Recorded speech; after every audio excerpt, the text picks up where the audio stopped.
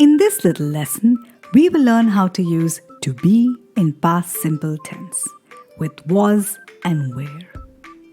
Let's begin with when do we use past simple?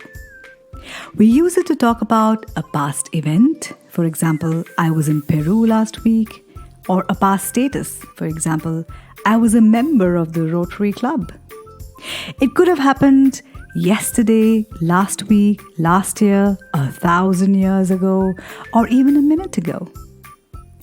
We usually add time expressions such as yesterday, last week, but not always.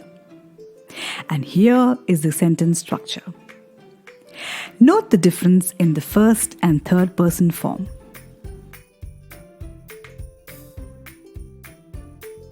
Also, was not becomes wasn't and were not becomes weren't. Now, let's look at this example with the adjective late.